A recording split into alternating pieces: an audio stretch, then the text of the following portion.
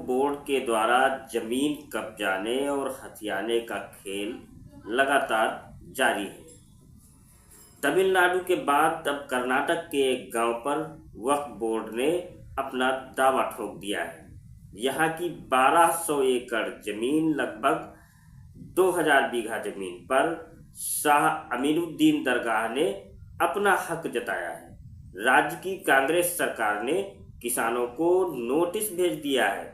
विजयपुरा जिले के टिकोटा तालुक स्थित होनवाड़ा गांव के किसानों ने 24 अक्टूबर को इसकी शिकायत मंत्री एमबी पाटिल से की।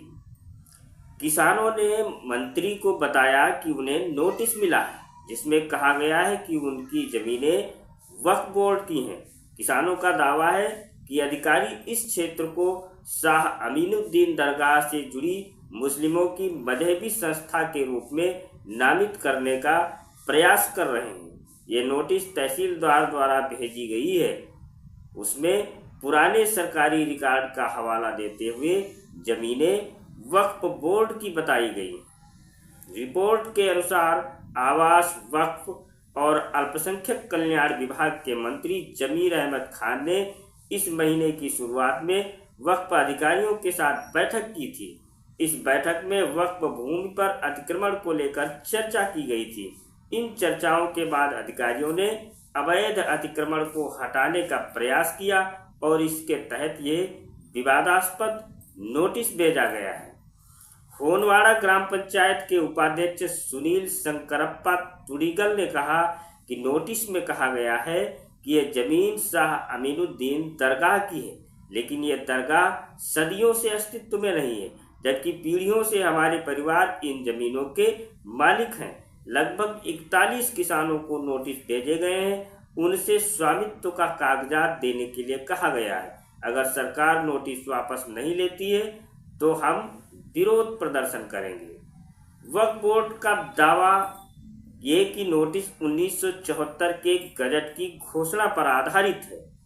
विजयपुरा वक्फ बोर्ड की अधिकारी तबस्सुम ने कहा कि भूमि को राज्य सरकार द्वारा वक्फ संपत्ति के रूप में चिन्हित किया गया था और इसे गजट में दर्ज किया गया था। हालांकि कुछ नोटिस गलती से किसानों को भेज दिए गए थे। अगर उनके पास वैध भूमि रिकॉर्ड है तो वक्फ बोर्ड उनके खिलाफ कोई कार्रवाई नहीं करेगा। नोटिस मिलने के बाद किसानों की नींद हराम हो गई है। वे तनाव में आ गए हैं और अब उनके सामने जीवन यापन की बेहद बड़ी समस्या खड़ी हो गई है। इसको देखते हुए उन्होंने बड़े पैमाने पर विरोध प्रदर्शन की चेतावनी दी है। होनवाड़ा के किसानों ने घोषणा की कि वे अपने अधिकारों की रक्षा के लिए लड़ने के लिए तैयार हैं। उन्हें न्याय मिलने तक अपना संघर्ष जारी रखने का संकल्प किया है। एक अन्य चिंतित किसान ने कहा कि हमें अभी तक कोई न्याय नहीं मिला है। जिला प्रशासन चुपचाप हमारी जमीन छीनने का काम कर रहा है।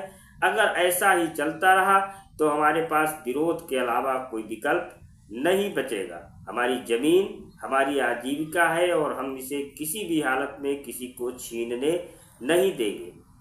वहीं बढ़ते असंतोष को देखते हुए कर्नाटक के जिला प्रभारी मंत्री एमबी पाटिल ने सोशल मीडिया पर इस मुद्दे को संबोधित करते हुए किसानों को आश्वासन दिया कि वक्फ से संबंधित कोई भी निजी भूमि या संपत्ति प्रभावित नहीं